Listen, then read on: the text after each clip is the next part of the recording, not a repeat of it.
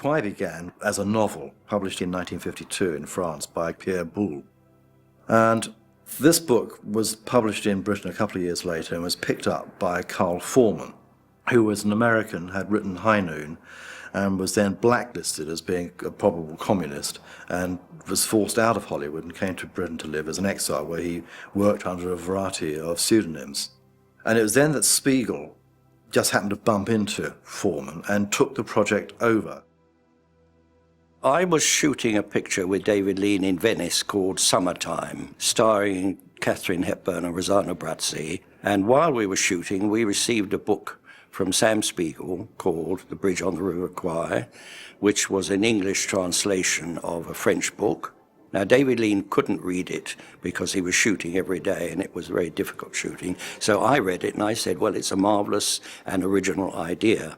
Later on, when the picture was finished, we contacted Sam Spiegel, who was in London, and he said, I have the most marvelous script. It's the best script that's ever come my way in the whole of my career in motion pictures. It's been written by Foreman, who is a well-known writer. He's in New York at the moment, and he's just polishing the script. What I'd like to do is, first of all, David Lean to come to New York and meet with Foreman, because I want him to read this script. David was very broke when he split up with his former wife, Ann Todd, and he desperately needed to make some money. So by making pictures out of England, that was a tax advantage from his point of view. So that was decided and contracts were exchanged and so on. And the deal was made with Spiegel's company called Horizon Pictures, GB. And that company had a deal with Columbia Pictures as the distributors of the picture and also as the financiers of the picture. Now, David Lean went to New York, and the next day he called me and he said, Norman, is it possible for you to come to New York because something has got to be done? And I said, why? What's the script like? He said, it is so awful. I said, have you told Sam? He said, yes. I said, what did he say? He said he went quite white. And he said, I've told him that if he wants me to do this picture, you've got to throw this script totally away and we've got to start from scratch all over again. You come out to New York, we'll sit down, and in 3 or 4 weeks, we'll produce an initial treatment from the book. Lean himself went off to the location, to Ceylon, as he used to like to write where the film was going to be made, so he could sort of soak up the atmosphere. So Spiegel then brought out another writer called Calder Willingham, who Lean took an instant dislike to. Willingham wrote Paths of Glory, which is a famous anti-war movie directed by Stanley Kubrick, which is often compared to Kwai because they came out within months of each other. Anyway, Willingham did not get on with Lean at all, and I think he stayed about 2 weeks. And then Spiegel brought out this guy called Michael Wilson, who, like Foreman, was also blacklisted. Michael Wilson worked really up to the deadline, almost up to the shooting date, to finalise the definitive script. And I think that was the script that was finally shot, I guess because of the un-American activities blacklisting. Foreman nor Michael Wilson received any screen credit at the time. The screenplay was credited to Pierre Boulle, but Pierre Boulle had no input onto the screenplay whatsoever. In fact, the book originally was written in French anyway, and I think that, I don't know if he could have written an English script. But in subsequent prints, the credit situation was cleaned up and the screenplay was credited to Foreman and Mike Wilson, which is about right, because certainly Pierre Boulle didn't play a part in it, but that was Spiegel's way of getting out of his blacklisting problem at the time. When we came to the scene where the prisoners march into the camp, we talked about how we could show them, in effect, putting 2 fingers up to the Japanese, but subtly. And David remembered this English song, which is not known in the rest of the world, I don't think, called Colonel Bogey, which has sort of rather rude words. And we decided we couldn't use that in 1956, which I think this was. There were certain censorship things. So he said, I know, let's have them whistling it, because all the old soldiers in the audience and everybody who knows Colonel Bogey will know jolly well why they're whistling it. And that was the origin of the whistling scene coming in. When we had the men coming into the camp whistling the Colonel Bogey March, Foreman and Sam Spiegel both said, but who's ever heard of this march? It won't mean anything to the international public and the American public, who's ever heard of Colonel Bogey? It's just an English march. We think you ought to use a song which was going the rounds in wartime called Bless 'Em All. Now, we resisted this, both David and I, because Bless 'Em All didn't mean what Colonel Bogey meant.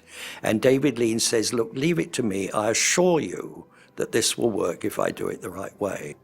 And that was when Carl Foreman said, you see, David, you're a good art house director, but you don't understand the big international picture scene. Now, Spiegel didn't mind this conflict. Spiegel's always had the philosophy, the good scripts come out of conflict. They don't come out of agreement. And the more people conflict and argue and dislike each other, the better it's going to be in the long run for the third party, the script. Later on, when Malcolm Arnold, the composer, heard this, he said, what I'm going to do is to write a countermarch which will fit in with the whistling, because the way the picture was cut, as they come into the camp, there's a shot of Nicholson looking proudly at his men. And he said, I don't want the whistling to ride over that too much, so I'll swell up the countermarch there. And the countermarch, as it's called, became the River Kwai March. Now, Colonel Bogey was composed in, I think, 1916 by an English Marine officer called Colonel Alford. He was dead, but his widow was alive. We got permission from her to use it.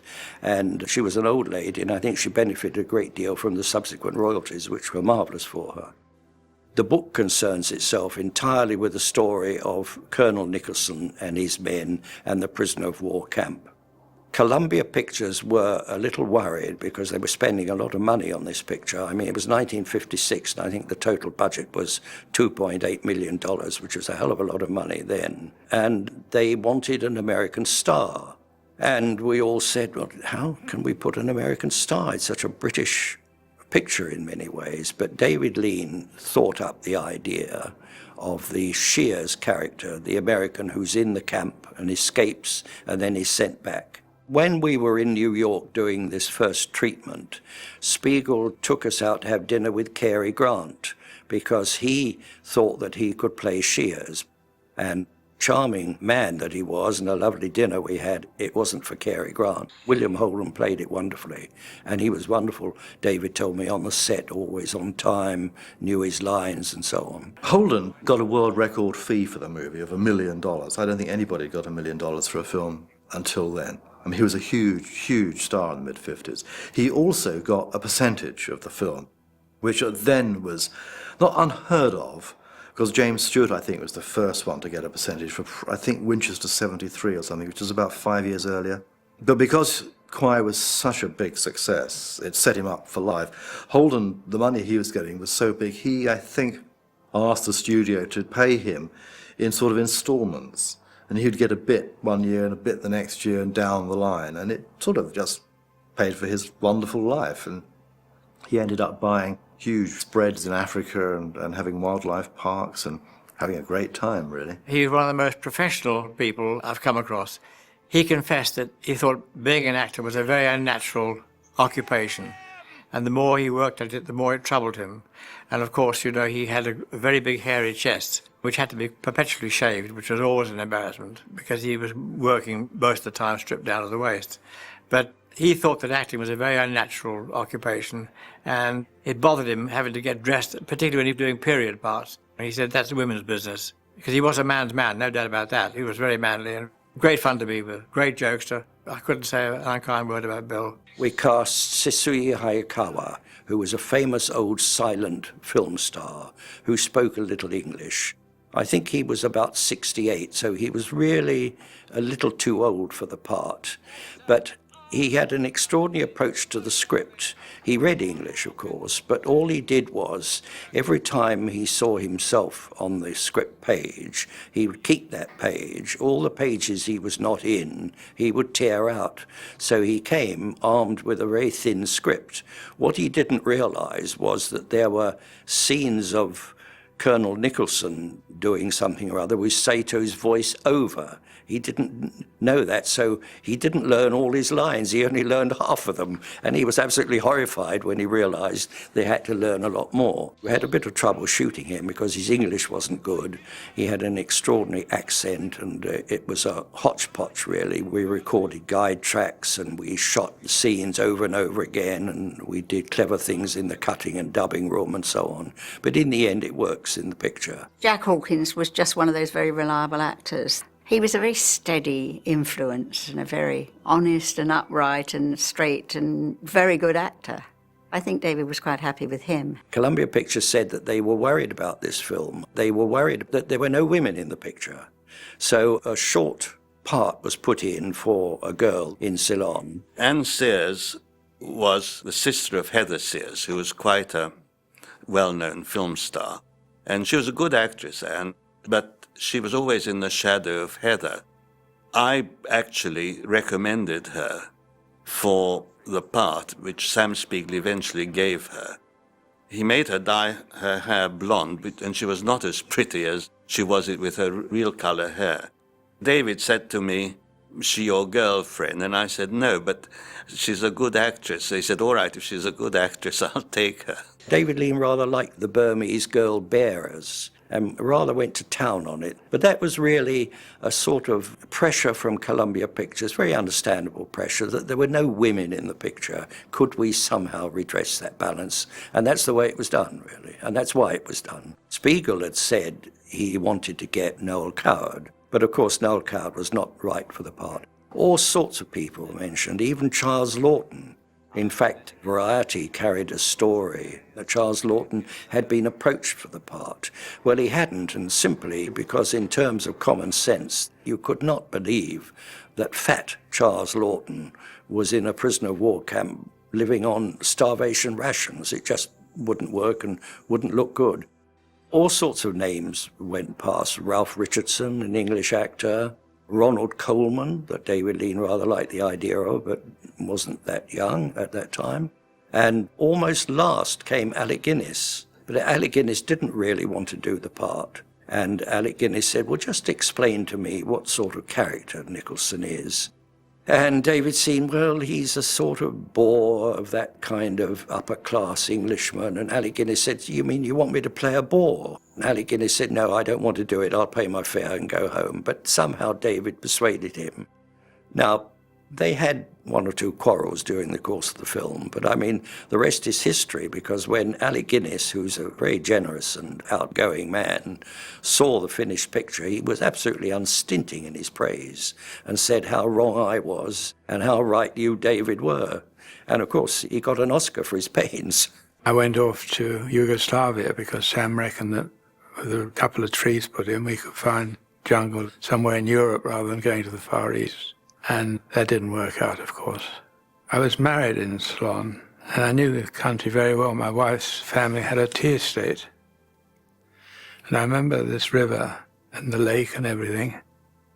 So I got on a plane and went there, and it worked out very well. The art director, Don Ashton, finally found a river and a lovely location for the bridge about 60 miles from Colombo in Ceylon.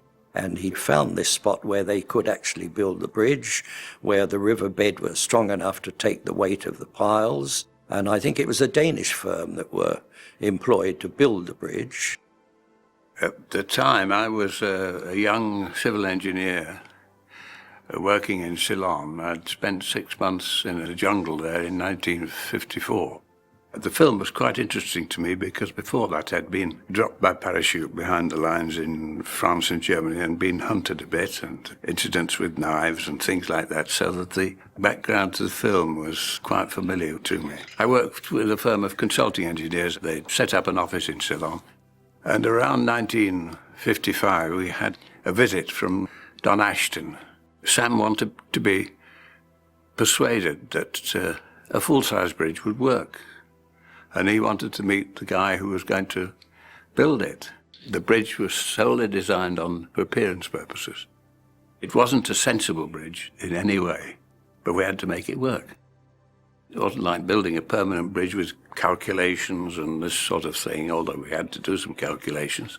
But it was cutting trees down from the banks of a river and converting those logs into a bridge, which was something like the Fourth Railway Bridge, with two big cantilevers supporting the tracks from the braced towers. The site was chosen so you could build these dams up round the back, so you could control the rise and fall of the water.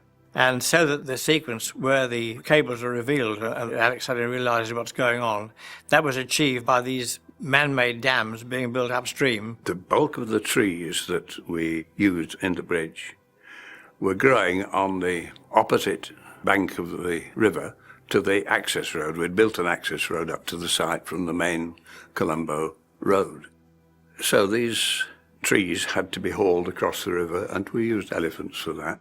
We expected a fairly light structure, but then the Ceylon Government Railways offered a disused narrow gauge steam train. And this was an entirely different kettle of fish because it was a 10-foot high locomotive weighing 25 or 30 tons with 3 or 4 coaches behind it. And this was entirely different. So that's when we really had to start thinking about how to produce this nice-looking bridge and make it carry a train. And Sam Spiegel was equally concerned because, in the first place, he didn't believe that a full-size bridge would work. But now he was told that he's got to carry a 25-ton train and he needed a bit more persuasion. So we had another set of sessions with him. He asked me how much I thought it would cost. Well, I'd found out secretly what his budget was for this bridge, and so I put about 20 or 30% on that figure. I had no idea what it was going to cost. And I don't think anyone else had. The climate really was one of the worst aspects of the production, and it got worse when the rainy season started. It wasn't the temperature, it wasn't that hot, but the humidity was always high, so you were always soaking wet.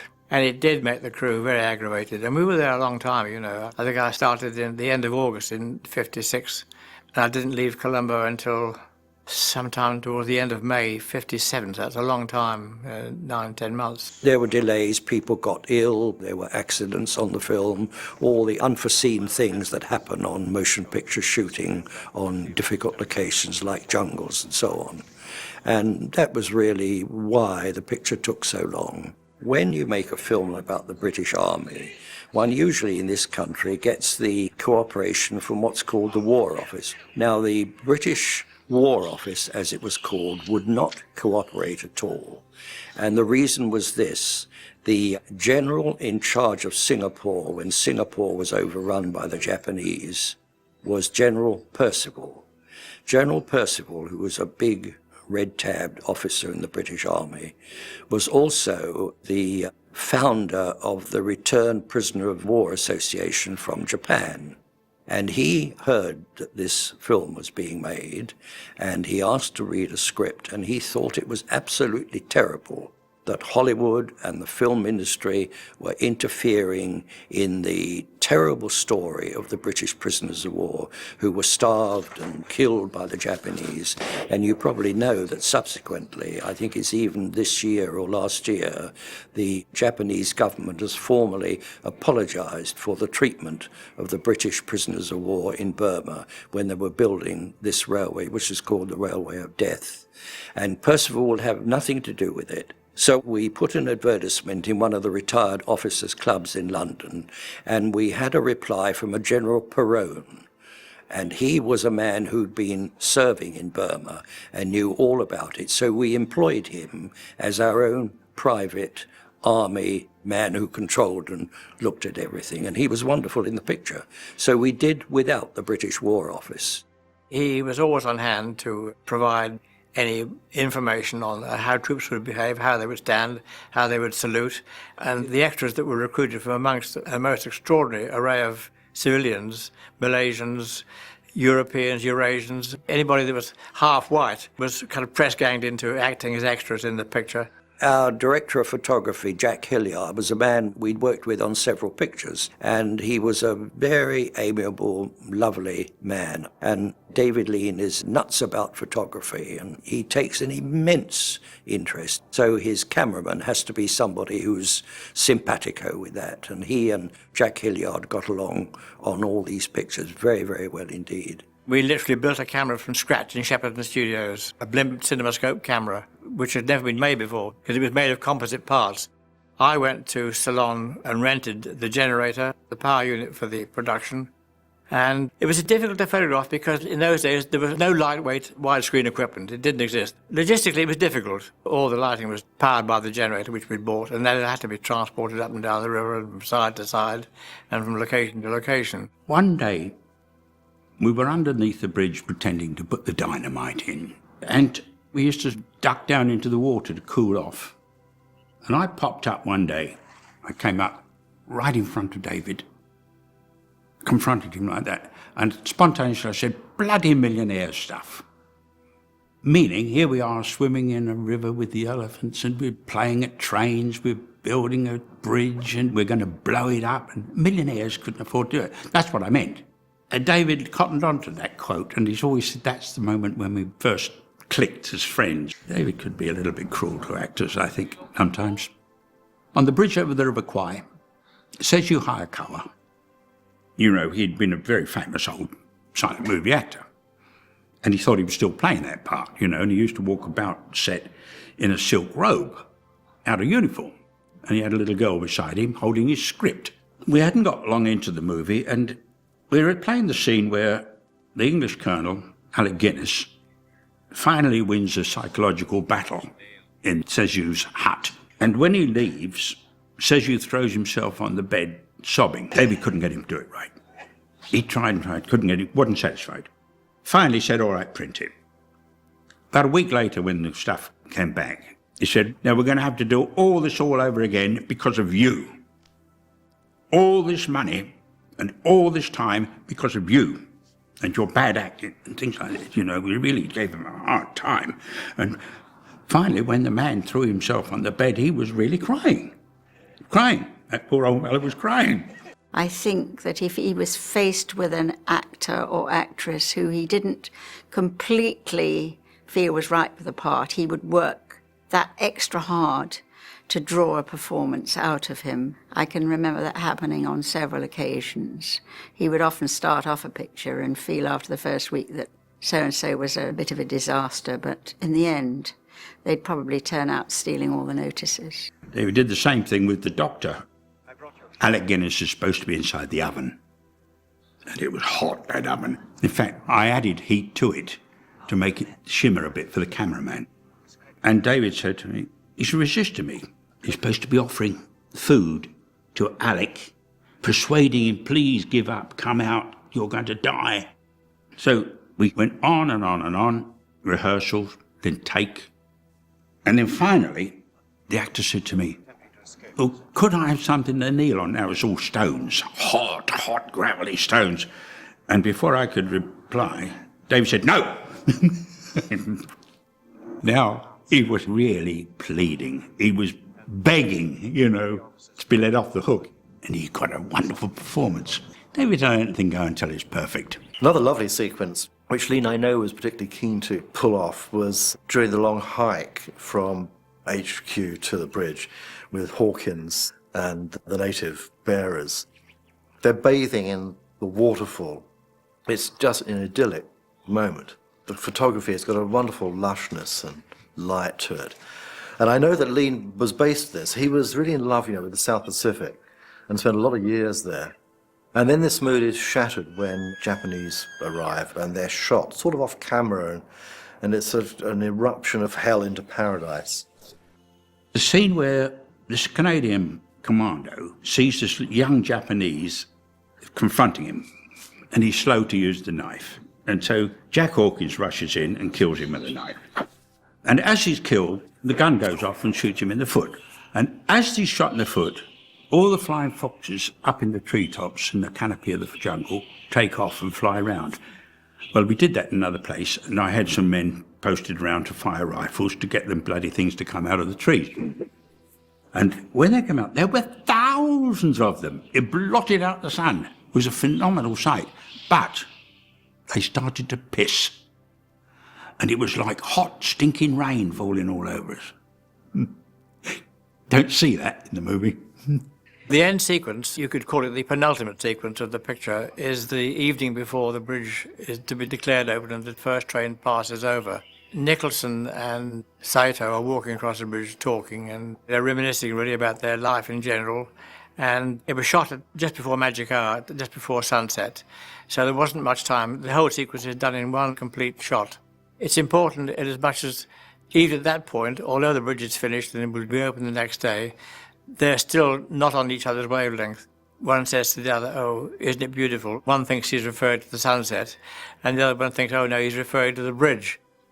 It's really very ironic, that whole sequence. It sort of sums up the mood between the two men. They have a sort of rapport and a sort of mutual admiration for each other. Nicholson feels that he's done his job as a soldier and an officer, and he's done the right thing. He's kept the men occupied and busy and kept the morale up and built the bridge.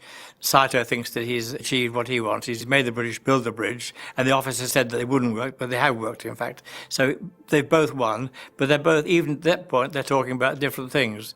He drops his stick into the river, and you feel that that is the end of his authority, because that's the sort of symbol of his authority. Alec Guinness was a little worried when they shot that they didn't shoot it on his face. David Lean shot it with him turning away from the camera to the sunset. But again, David's nearly always right about it. He said, "Alec, wait and see. It'll work much better, I promise you." And he was right. At the end of the picture, before the bridge is actually blown up, on the morning of the first ceremonial train crossing the bridge, the pair of them are walking on the bridge and they look down and see all these cables, and obviously they realise something is not correct. So they rush down onto what we used to call the little beachhead below, and they can see all of these cables and bits and pieces which have been shown up because the level of the water has gone down. And that's the terrible tragedy of it. They say it's always the unexpected, and the unexpected has happened. And Guinness is still bewildered. He sees Bill Holden swimming towards him and says, "You!" And simultaneously at that moment, one of the shells that Hawkins has fired comes into the water, knocks the sense out of Alec Guinness, and then at that moment he twists round and falls onto the plunger of the detonator, and that is, of course, blows the bridge up. But in the script, and on the day of shooting, it was never really decided, or never really clearly defined as to the motivation. Did he do it in a moment of repentance, or did he just fall on it? And it was never, ever really resolved. Never. We rehearsed it and talked about it. It must have been an hour and a half, maybe 2 hours after lunch on the day we shot that sequence.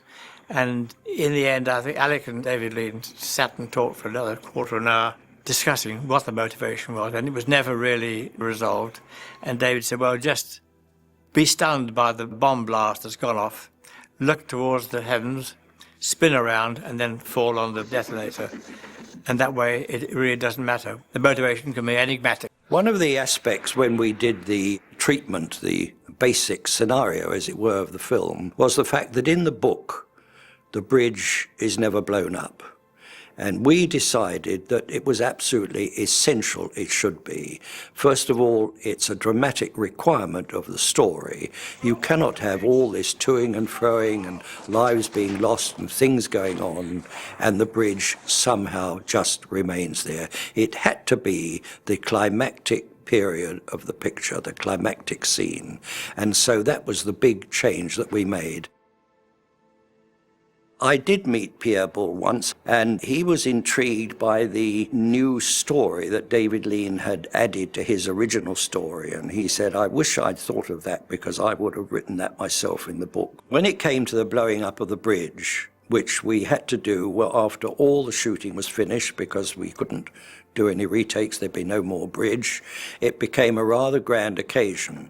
The plan was that the bridge has an official opening because a Japanese train full of Japanese high-ranking officers and men is coming over the bridge to visit the camp. David decided to cover the explosion of the bridge with 5 cameras, One was the master camera which he was on, which was downstream, looking back up the river towards the bridge, which was the classical full-screen long shot. The other shots were pre-positioned, and they were built like dugouts with little holes for the cinemascope camera to peep through, and there were 4 of those. We did think at one time of maybe putting a camera actually on the train, but he said, well, that's not really from anybody's point of view. Might be a lovely shot, but I don't know how I could use it, so we discarded that. And we've just placed the other 4 cameras around the bridge to get the best possible angles, and they were all shot with the cameras slightly speeded up. Now, in order that the shot should go smoothly, the art director, Don Ashton, devised quite a clever system of lights. Once the cameras were running up to speed, each cameraman would switch a switch on in his camera position, and that in turn would light a light on a circular board with 5 lights round it and a lamp in the centre. The cameramen would switch on their light and run away out of the booth to shelter, because nobody knew how ferocious the explosion was going to be. When the engine driver jumped off the train just before the bridge, there was another switch which he was to switch on, so that would indicate at the main control centre that all 5 cameras were rolling and the engine driver had safely jumped off the train and it was safe to blow it. We decided that we would use a big international company called ICI, which I think stands for Imperial Chemical Industries, and they took over the actual blowing up of the bridge. David Lean wanted it to be blown up with one big charge so that the Japanese train would fall as the charge went off under it. But Spiegel insisted, and I think common sense said they had to put 2 or 3 charges. And when you see the bridge going up, there are 1 or 2, or perhaps even 3 explosions. Now, the first day we had all sorts of people. Spiegel brought people along. It became a great big thing to watch this blowing up of this great structure. The lights went on, 1 light didn't. But however, the train had started. So what happened was we cancelled the instruction to blow up the bridge. The train went across the bridge, gathering speed, something like 30 miles an hour, which is quite fast. The whole train went thundering over the bridge, and the one thing that saved the whole train from destruction was the fact that it ploughed into the electrical generator which powered the lights and the camera at the other end of the bridge out of picture. And that's what saved the whole train from plunging back into the river again. One of the cameramen had just literally forgotten to switch his light on. In his anxiety to get away, he just forgot to switch the switch. And I said, well, I'll get a crane up from Colombo and we'll lift the train back on the track. So I went back to base, to the camp, to telephone Colombo, and spoke to the Minister of Engineering. And he said, no, he said, you will never have any of my cranes. I said, why, what's wrong? He said, you didn't invite us to the blowing up of the bridge. So that was a bit of a blow, because now we really were stuck, because it was the only crane on the island. It was strong enough to lift the engine. But the train engineer was very bright, and he rushed down to Colombo, and he found some big jacks, and they jacked the train up on these jacks.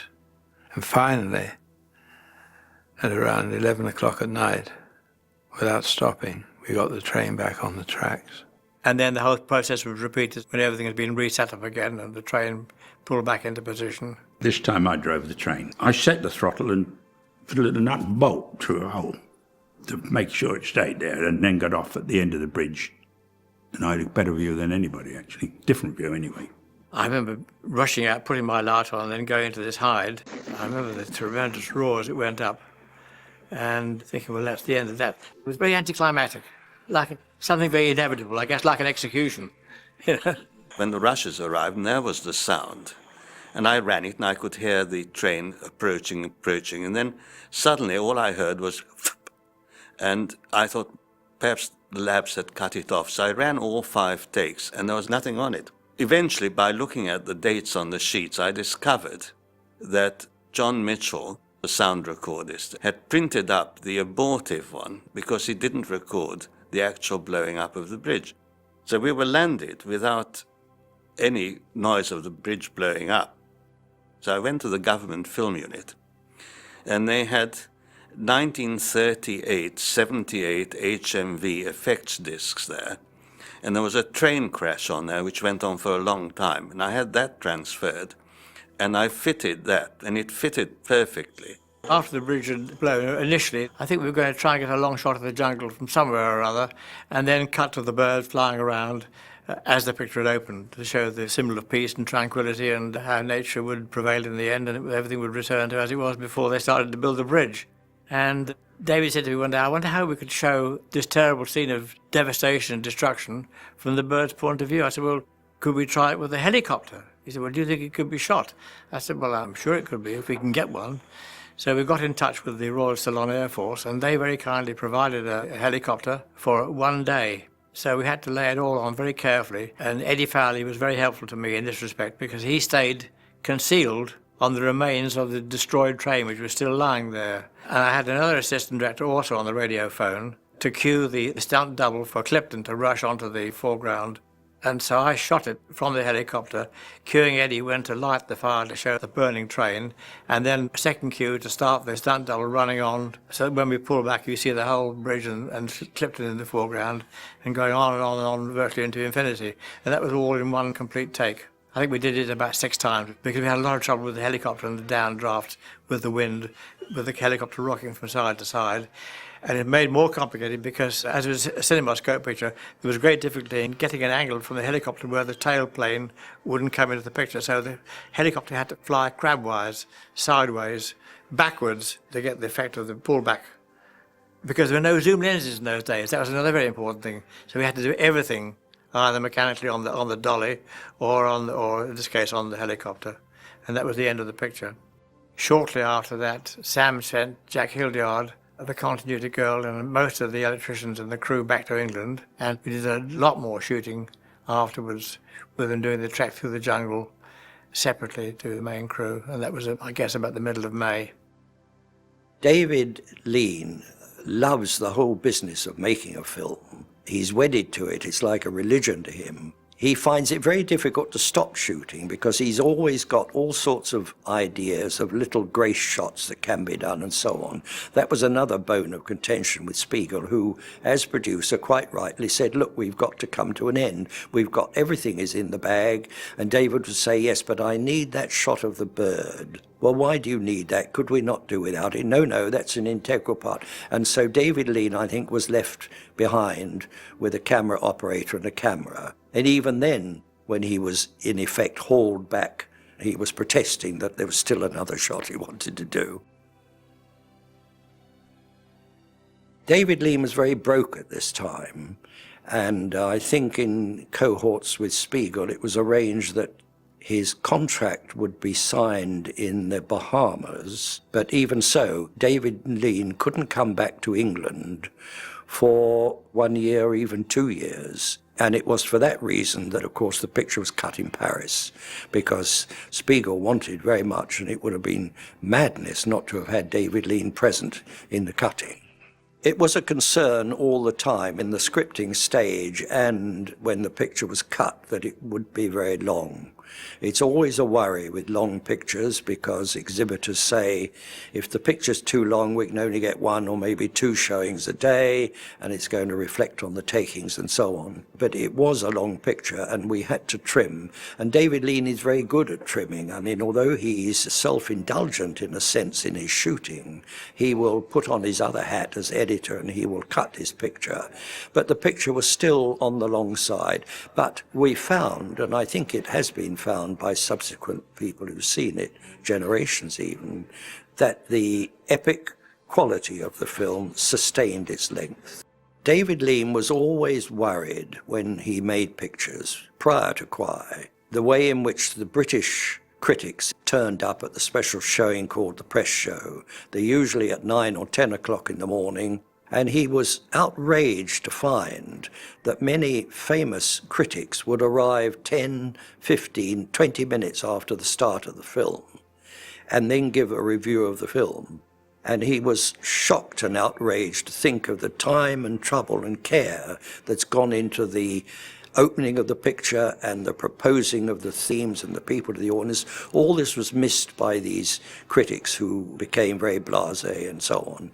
So he said, when we have the press showing of the film, we will tell the critics that the picture starts at 10 o'clock sharp, and at 10 o'clock sharp the doors will be shut and you won't be able to get in. And I was there, and I stood in the foyer with Spiegel and with David Lean, and we watched. And it was amazing the number of film critics who came in at 10:05, tapped on the glass doors, couldn't understand why they were locked, and went away. And we found it was a very salutary lesson to the critics, because the film was so good that it got all the good reviews anyway. And of course, those that hadn't seen it had to try and find to see it some other time. We didn't make any facilities for them. We just outsmarted the critics for once. It made a great deal of profit for Columbia Pictures. It was nominated for 8 Oscars and it was awarded 7. This picture did establish David Lean as a big international director from being a British homegrown director, shall we say. I knew it was going to be a classic when we were filming it. I felt it. And it first happened to me when their men marched into the prisoner of war camp. They marched in, and you felt a pride. You felt a pride in a human animal. And that's the thing we've all got, really. Then when he did that brilliant little close-up of the boots going up and down in time to the da-da, da-da-da-da, da-da, and the flapping sole on it, you know. Brilliant little touches. That's when I first realised, when they marched in my camp, I thought, we're making a classic. It wasn't the blowing up of a bridge. No, it wasn't that. It was the psychological fight between the colonels. Blowing up the bridge was an incidental thing.